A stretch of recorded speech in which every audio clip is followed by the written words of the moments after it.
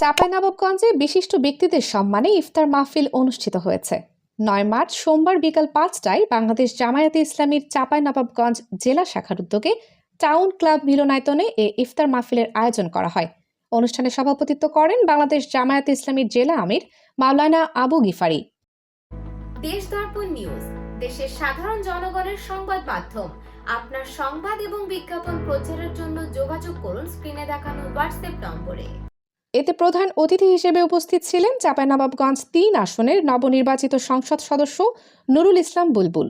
বিশেষ অতিথি হিসেবে উপস্থিত ছিলেন চাঁপাইনবাবগঞ্জ ১ আসনের নবনির্বাচিত সংসদ সদস্য ডক্টর কেরামত আলী, চাঁপাইনবাবগঞ্জ ২ আসনের নবনির্বাচিত সদস্য ডক্টর মিজানুর রহমান, চাঁপাইনবাবগঞ্জ ৩ আসনের সাবেক সংসদ সদস্য মোহাম্মদ লতিফুর রহমান, রাজশাহী অঞ্চলের সহকারী জোন প্রধান অধ্যাপক রফিকুল ইসলাম, জেলা জামায়াতের সেক্রেটারি আবু বক্কর, কেন্দ্রীয় কর্মপরিষদের সদস্য ও চাঁপাইনবাবগঞ্জ পৌরসভার সাবেক মেয়র মোহাম্মদ নজরুল ইসলাম, সদর উপজেলার সাবেক চেয়ারম্যান মোহাম্মদ মোখলেসুর রহমান, আব্দুল আলিম, পৌর শাখার আর্মির হাফেজ গোলাম রাব্বানী, অ্যাডভোকেট শফিক এনাতুল্লাহ এবং নূরে আলম সিদ্দিকী আসাদ সহ জেলা ও উপজেলা পর্যায়ের নেতৃবৃন্দ।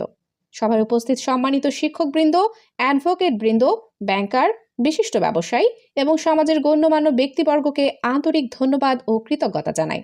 আপনাদের উপস্থিতি আমাদের এই আয়োজনকে আরও মর্যাদাপূর্ণ ও সফল করেছে। তিনি বলেন, সমাজের সকল শ্রেণী পেশার মানুষের সহযোগিতা ও দোয়া থাকলে ন্যায়, ইনসাফ ও কল্যাণভিত্তিক সমাজ গঠন সম্ভব। সেই লক্ষ্যেই বাংলাদেশ জামায়াতে ইসলামী কাজ করে যাচ্ছে। ইফতার মাহফিলে অতিথিরা দেশ, জাতি ও মুসলিম উম্মাহের কল্যাণ কামনায় দোয়া করেন।